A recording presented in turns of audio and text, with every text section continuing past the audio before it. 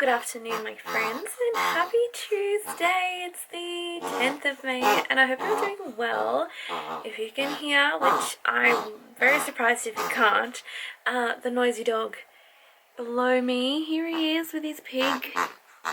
Sir, Charlie, what you gonna be so noisy for? I recently got him a new pig because he destroyed the other one. So he has a new one and it's making a whole load of noise. But anyway, whatever makes him happy. I have to admit it does come to a point where we do actually have to take it off him and say it's time to put it away, it's noisy, we'll get it back later. What you got? You got your piggy. You can show everyone your pig? Yeah? You show everyone your pig?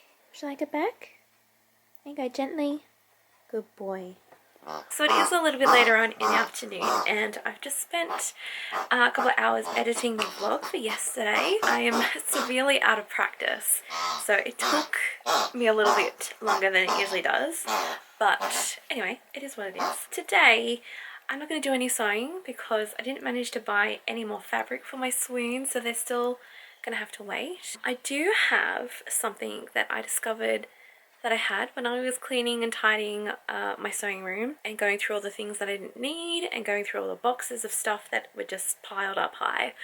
I rediscovered that I bought something last year before we went back in lockdown. It was when I was still working at Spotlight, and it's a mannequin. Da, da, da, da. It's not like one of those proper mannequins that have like all of the measurements and stuff. It's more like a decorative type mannequin, but I really wanted something in my sewing room that I could sort of like just drape clothes that I'm making on and stuff like that. I purchased this on the 17th of June last year and I completely forgot all about it, and today I thought let's open it and see what it looks like. I'm hoping that it's quite easy to put together. It looks like it's going to have some sort of construction to it. By what it looks like on the box, I think I'll have to build the base and then put things together and then put the actual model on top. And yeah, we still have the noisy dog in the room. So let's open it and see what's inside the box.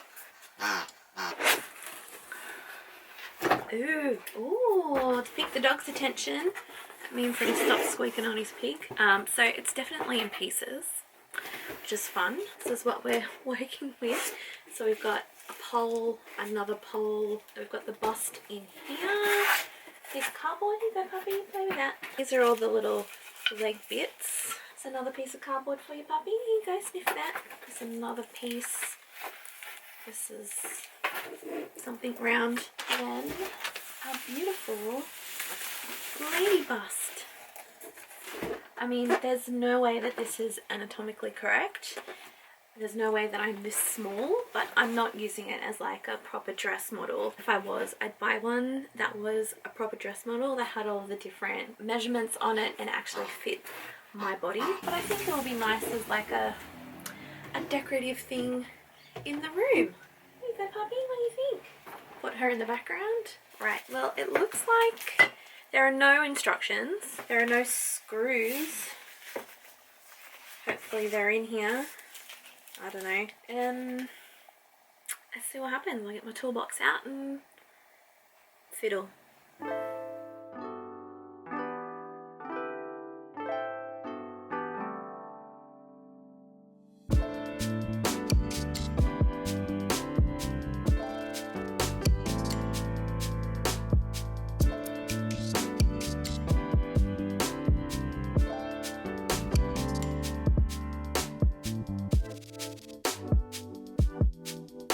And here she is in all her glory. She looks really great and she was really easy to put together. Didn't need any screws. I just sort of had to unscrew a few things down the bottom and it all just sort of slotted and screwed in to each other. So that was good. It was so simple to put together. Now she is definitely not anatomically correct. She is so tiny. And yeah, she's definitely just like an ornament to be put in the corner, but I will sort of use her as sort of like a a thing to put clothes on as I make them. But yeah, I really like it. She's such a great addition to the room. My dad walked in and saw her and said she's armless. You get it because she doesn't have any arms. She's harmless. Anyway, it was a great dad joke on my dad's behalf. And my mum suggested I should call her Daisy because my great aunt Daisy was a sewer. So I think that's what I'm going to call her, Daisy. Okay, my friends, it is a little bit later on in the evening, and before I say goodbye for the day, I wanted to show you something really special that I discovered when I was tidying and cleaning up the sewing room last week. And I really wanted to share it with you because it's pretty cool. And it's really quite sweet and maybe a little bit embarrassing, but I don't know. I discovered this little bag. It's a bit tattered and stained and gross, but it says my first bag.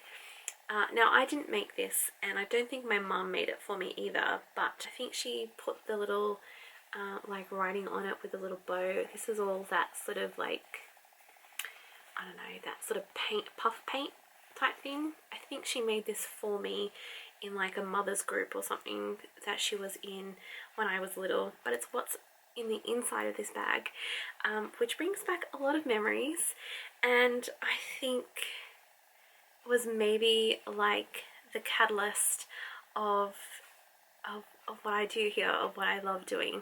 So inside is this really sweet, not even finished, kids embroidery. So it's this little kids embroidery. It's got the print of the little baby pram on it, and it's one of those ones where you like embroider around the little design.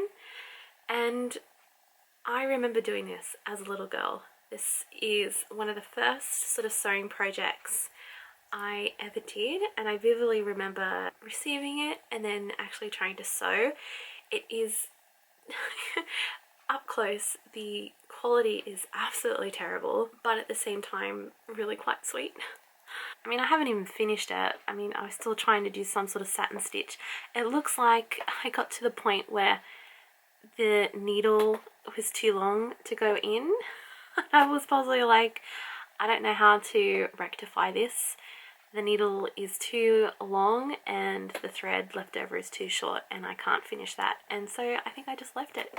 But yeah, there are the stitches. Not the best, but you should see the back. It's not great either. Let's turn it around.